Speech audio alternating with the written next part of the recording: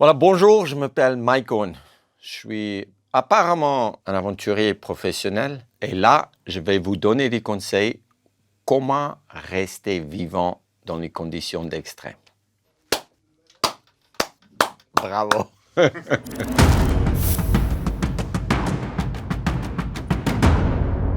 Toute ma vie, c'est une préparation parce que tu ne peux pas tout de suite commencer de préparer pour quelque chose qui n'a jamais été fait. Je reste actif tous les jours. Quand je n'ai pas d'activité, je veux quand même courir en 10 à 15 km par jour. Et puis après, ce n'est pas vraiment la préparation physique qui est importante, c'est la préparation mentale. Une fois que tu décides de faire quelque chose qui n'a jamais été fait, c'est là où, en fait, tu dois être convaincu que la décision que tu as prise est la bonne et en plus aussi que tu vas risquer quelque chose, tu vas risquer ta vie et peut-être ça ne peut pas marcher.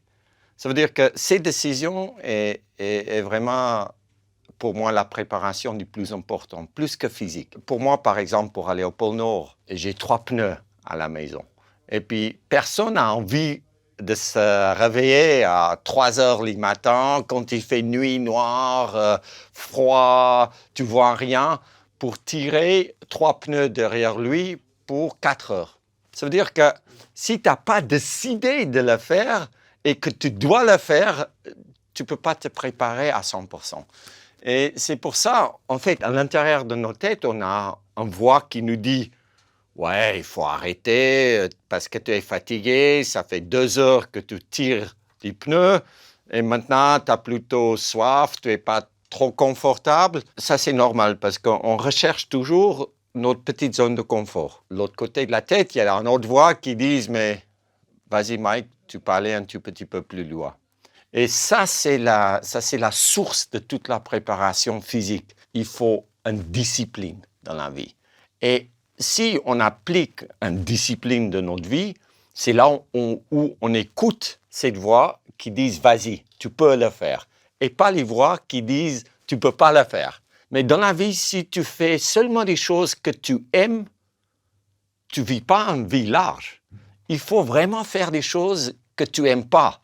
Et une fois quand tu commences à aimer des choses que tu n'aimes pas faire, c'est là que tu écoutes la bonne voix.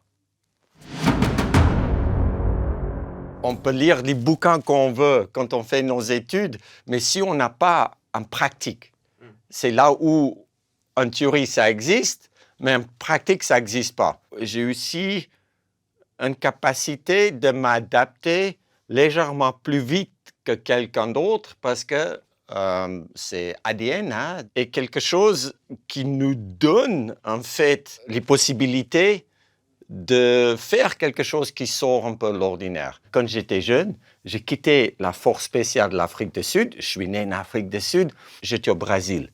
Les Brésiliens ont formé les Américains pour la guerre en Vietnam. À Manaus, ils ont me donné des piles de bouquins, mais comme ça, sur tous les serpents qui pouvaient me tuer, tous les insectes qui pouvaient me tuer, qui ne pouvaient pas me tuer, tout ce que je pouvais manger, tout ce que je ne pouvais pas manger. Mais c'était des piles de bouquins comme ça, et il y avait beaucoup trop d'informations pour moi. Il faut une vie pour étudier tout ça. Et moi, j'ai décidé de prendre des bouquins des serpents. J'ouvre ces bouquins de serpents, je vois un serpent rouge et jaune. Et je dis, OK, je commence à lire la caractéristique des serpents. Ils disent vénéneux. Puis s'il te mord, c'est normalement dans le visage. Et 4 heures plus tard, tu peux mourir. Je dis, putain, mais je dois connaître ces serpents parce que s'ils me mordent, je suis foutu. Je tourne les pages et là, il y a aussi un serpent jaune et rouge. J'essaie de comparer les deux serpents. Un était vénéneux et l'autre pas. Et j'ai commencé à dire, mais ça va pas, je suis confused. Et là, je commence à arracher toutes les pages des serpents qui ne pouvaient pas me tuer. Si on veut vraiment rester vivant, on doit savoir quel serpent peut nous tuer et nous arrêter. Les autres, quand je le voyais et je ne le connaissais pas, je savais que celui-là, je peux prendre avec ma main, je peux le bouffer. L'autre, je ne peux pas. Tu dois partir bien préparé. Et la préparation, c'est l'étude avant de partir. Ça veut dire que Moi, pour savoir combien de litres d'eau je perds par nuit, je dois dormir dans un frigo et avec les senseurs qui mesurent la transpiration. Et quand je voulais aller au pôle Nord, je lisais des bouquins des anciens explorateurs, Shackleton, Scott, et puis ils parlaient de leur sac de couchage qui a devenu comme un frigo. Parce qu'eux, ils perdaient la transpiration qui gelait à l'intérieur des sacs et à la fin, les sacs pesaient presque 1 kilo de plus tous les jours. Et là, j'ai dit, mais si moi je parte, je veux avoir la même chose. Il faut que je garde la transpiration autour de moi. Et là, je rentre dans un sac en plastique où la transpiration ne peut pas passer dans cette couche et je dis, mais waouh, ça c'est super. Mon sac, il pèse tous les jours la même chose. La transpiration reste dans ce sac et quand je sors la tente le matin, je mets les sacs en plastique à l'extérieur. Ça gèle en 2 secondes parce qu'il fait moins 40. Je tourne mon sac de plastique à l'envers, je le secoue et les glaçons partent. Il faut récupérer dans la vie hein, parce que si tu ne dors pas, après une semaine, tu peux mourir aussi. Nous, on gère en fait cette sommeil en bateau avec des micro-siestes. Et là, en navigation, parce que ton bateau est calé avec des vents, les conditions sont stables et ton corps est toujours connecté au bateau parce que chaque vague, tu sens. Tu peux fermer les yeux, tu peux s'endormir, mais ton corps, il peut toujours être réveillé. Et les gens pensent que dormir, c'est de s'allonger dans un lit, de fermer les yeux et de s'endormir. Et tu ne sais pas ce qui se passe autour de toi. Ça, c'est les plus grandes conneries que l'homme a inventées, qu'on a besoin de dormir comme ça. On peut se reposer mentalement et physiquement, mais en même temps garder notre corps awake, ou un peu debout, ou réveillé. Et c'est là où tu peux, comme on dit, voler du sommeil. Moi aussi, je suis quelqu'un, quand je vois que j'ai plus assez de nourriture dans la luge, je peux changer mon horloge biologique. La seule manière que tu peux gagner du temps, c'est de dormir moins. Et c'est là où de gérer du sommeil devient très important. Moi, je bois de l'eau, je m'hydrate, et chaque 2 heures, j'ai envie de faire pipi, je me réveille, et là, je dois faire pipi, et je fais pipi dans une petite bouteille, et quand la urine sort à 37 degrés, ça, c'est une source de chaleur incroyable. Parce qu'à l'intérieur de la tente, il fait moins 40. Dans les sacs de couchage, il fait moins 18. Tu as l'urine à 37 degrés, et c'est comme un bouillot qui chauffe, qui peut chauffer les pieds. Et une fois que j'ai uriné, c'est là où je le mets, la urine dans une bouteille naturellement, hein, sur les pieds pour réchauffer les pieds. Et c'est comme ça que je ne gèle pas mes orteils la nuit. Il ne faut pas être trop pressé. Et puis après, il faut écouter notre corps physiquement. Ce n'est pas une science directe, non. C'est très personnel. Là, normalement, on prend 5 jours de nourriture de plus par mois. On dit qu'on peut avoir 5 jours de mauvais temps par mois et ça nous permet de rester dans la tente et quand même de rester vivant en mangeant. Et quand on reste dans la tente, ces 5 jours de nourriture nous permettent en fait de récupérer. Mais ces 5 jours de nourriture par mois, ça pèse aussi beaucoup. Et quand on prend des poids en plus en réserve, c'est là où il faut plus d'efforts et plus de calories pour tirer la luge pour avancer. Et ça devient difficile. Ça veut dire que c'est aussi là où tu dois faire la calcul entre le nombre de jours de réserve que tu veux prendre et aussi quand tu dois sortir de la tente et quand les tempêtes deviennent trop importantes que si tu fais une erreur, tu vas mourir. Concrètement, quand tu vas au pôle, c'est sûr que tu dois manger des gras parce qu'on a aussi des calories. C'est quelque chose que notre corps a besoin. Maintenant, les calories pèsent en poids. Et l'idée, c'est d'avoir les plus hautes calories pour moins de poids. Ça veut dire que des choses grasses, comme l'huile d'olive, c'est une bonne source de calories qui ne pèsent pas beaucoup. Après, il y a des noix naturelles, des noix de macadamia. Il faut prendre la viande avec beaucoup de graisse. Et ça, on prend dans une forme lyophilisée. Après, on prend tout ce qui est des flocons d'avoine avec l'huile d'olive, du lait en poudre très crémeux et des sucres bruns.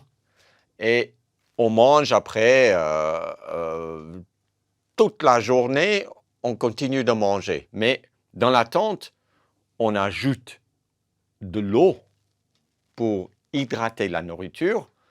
Et à l'extérieur des tentes, on mange que comme du bout de chocolat, des noix et tout ça. Moi, j'ai pété déjà 3 dents en bouffant des noix, en mordant des noix à moins 50, qui est comme une petite pierre, c'est là où tu pètes les dents. Ça veut dire que tu dois d'abord chauffer un peu la nourriture et puis après, tu peux l'avaler. Quand tu fais une expédition dans les tropiques où il y a des animaux qui vivent, tout ce qu'un singe mange, tu peux manger. Seulement dans l'Amazone, pas en Afrique. Parce qu'un singe, il mange aussi sa propre merde. Mais ça, tu ne veux pas faire. En Amazonie, quand tu as faim et puis tu vois un singe au sommet de l'arbre, et le singe est là, et bouffe ses feuilles, tu peux grimper dans l'arbre et tu vas manger exactement ce qu'il mange. Là, tu peux rester vivant. Si tu vois un singe au sommet de l'arbre et puis il ne mange rien, il te regarde et toi, tu as faim, comment tu vas savoir ce que tu peux manger? C'est là où tu peux toujours attraper les singes et tu peux bouffer les singes. Ça veut dire qu'il y a plein de solutions. Il faut pas dire que mais ça, je ne peux pas manger parce que c'est dégueulasse. Tout est bouffable. Et si tu vois quelque chose, on dit que tout ce qui bouge, tu peux manger. Et si ça ne bouge pas, tu peux donner 2-3 coups de pied jusqu'à ce que ça bouge et puis après, tu peux le bouffer. Il y a un milieu comme dans l'Arctique, l'Antarctique et les déserts où tu dois emmener de l'eau et tu dois emmener la nourriture avec toi. Autrement, juste rester vivant. C'est pour ça qu'il y a très peu d'animaux. Mais dans les déserts africains où tu as la oryx, tu as des lions, tu as des éléphants sur la côte de Skeleton, dans la Namib, là tu suis les animaux, ils creusent dans les sables, ils trouvent de l'eau, tu le suis et puis tu peux manger, tu peux boire. Quand j'étais au nord de la Russie, en Sibérie, je trouvais un morse pourri qui était attaqué par un ours polaire et puis il a échappé. Moi, je le sentis de loin. En arrivant, j'ai eu très peu de nourriture qui me restait. Et puis, je disais, mais écoute, là, il y a la bouffe. Et quand je voulais tester, j'ai planté mon doigt comme ça, ici derrière son dos. Et c'était comme je plantais mon doigt dans la mousse au chocolat. Ça juste comme ça dedans. Ça veut dire que la nourriture est fermentée. Et là, je découpe, mais en découpant, la viande pourrie, mais quand ça tape au nez, tu commences à pleurer. Tu as des larmes qui sortent. Comment ça pue, mais c'est terrible. Et après, au fur et à mesure que tu vas au fond, ça devient plus pourri. Parce qu'en fait, un pomme est pourri depuis, quand tu penses, un pomme est pourri depuis le milieu. Et puis là, tu manges juste au milieu une couche et tu peux le cuire. Tu fais une soupe. Et comme ça, tu bois, tu hydrates et tu te nourris en même temps. Mais du goût, c'était comme un très vieux fromage bleu. Mais j'ai pas dégueulé.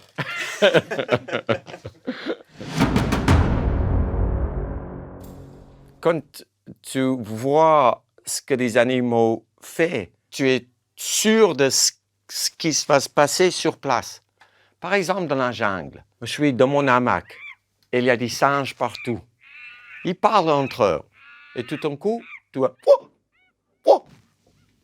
ils commencent à aboyer comme un chien. Ça, c'est un avertissement pour les autres singes. Qu'il y a des scouts, il y a quelqu'un qui regarde tout le temps. il a vu un puma arriver. Et ce puma, quand il peut bouffer un singe, il peut aussi me bouffer. Et quand tu vois des animaux, des singes qui partent dans les arbres, je pars avec les singes dans l'arbre. Et comme ça, j'écoute les animaux et ça me donne une indication sur ce que je dois faire. Les animaux aussi, tu peux canaliser. Et c'est comme ça que j'attrape des fois quand je suis dans la jungle les animaux. Parce que je ne pars pas avec un fusil. C'est les animaux qui doivent venir vers moi pour me bouffer. Et quand il vient vers moi pour me bouffer, c'est là où je dois l'attraper.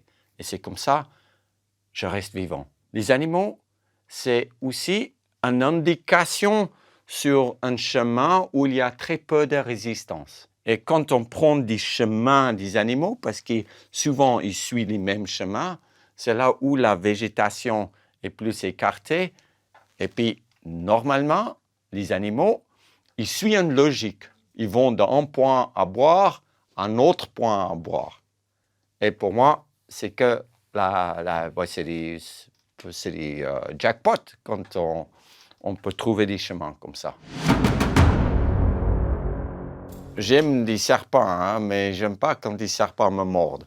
Ça, tu aimes moins des serpents qui te mordent et qui peut t'empêcher d'arriver là où tu veux arriver. Par exemple, quand on marche sur un serpent ou on touche un serpent, normalement, les serpents, ils savent que tu es là avant que toi, tu le vois. Et quand tu marches sur un serpent et il te mord, pourquoi il n'a pas parti? C'est normalement parce que il est en train de faire la digestion de ce qu'il a mangé. Si un serpent te mord et tu as la chance de le voir, et tu coupes la tête et tu ouvres son ventre, tu vois qu'il a mangé quelque chose. Et là, tu es sauvé. Parce qu'il a utilisé ses venins pour tuer des proies. Et toi, tu vas être nickel.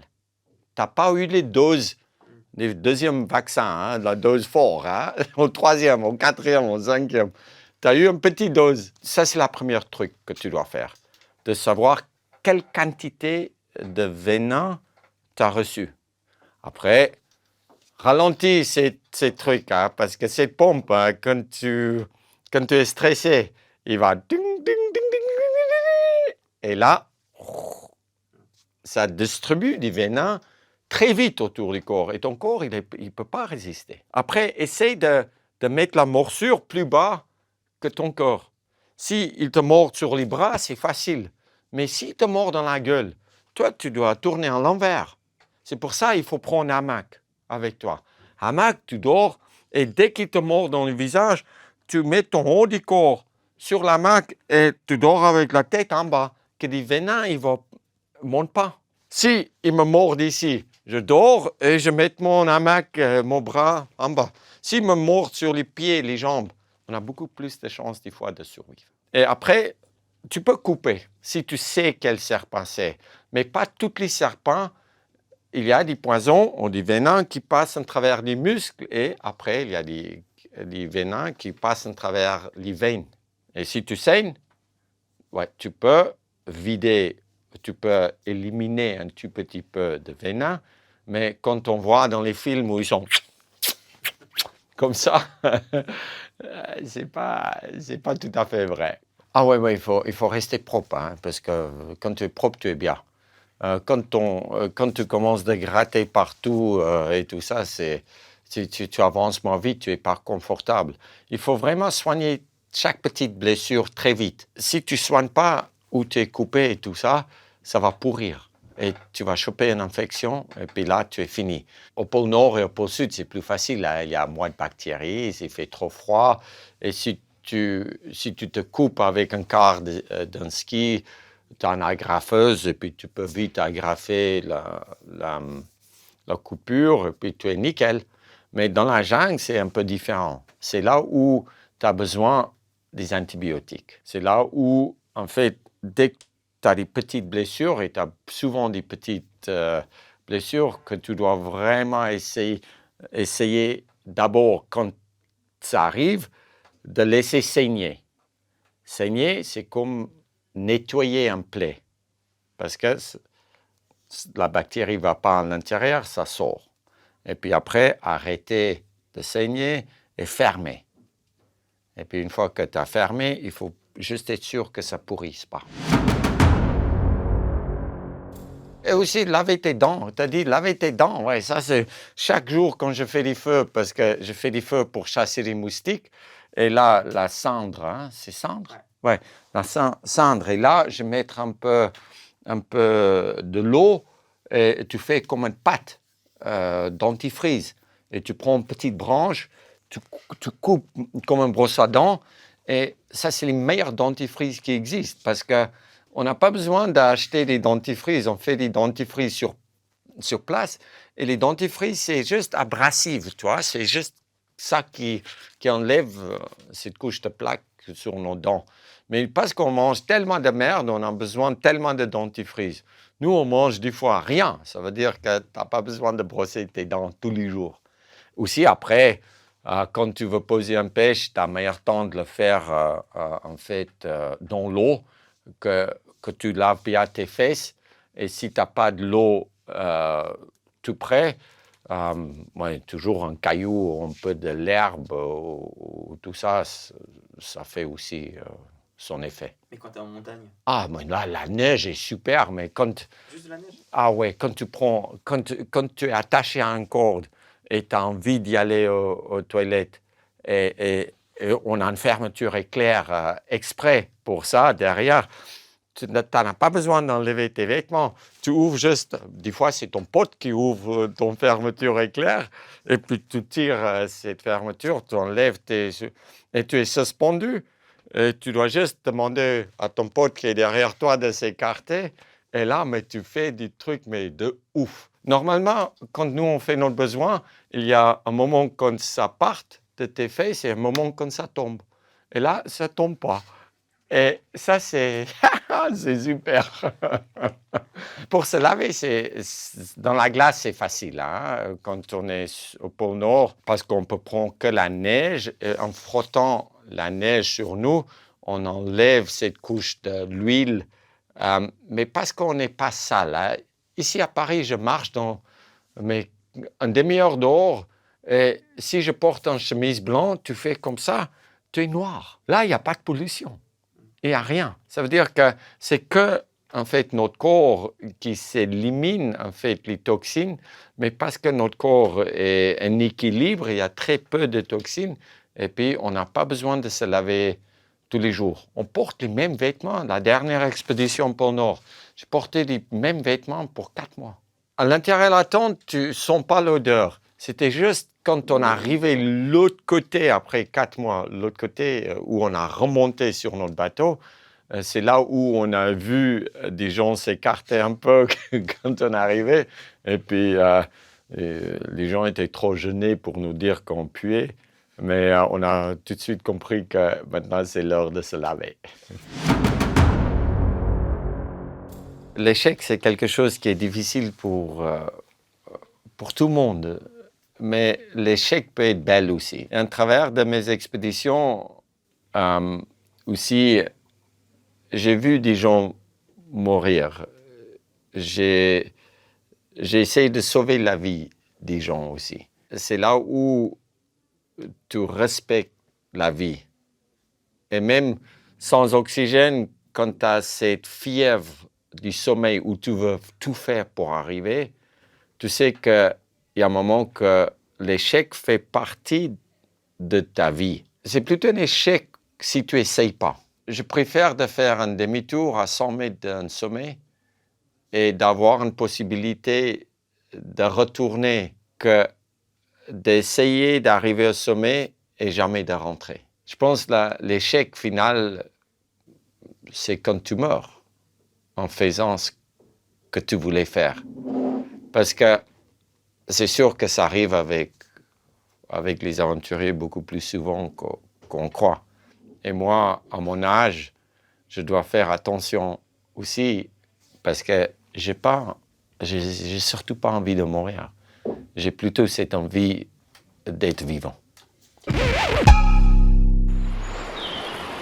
Cool Mini.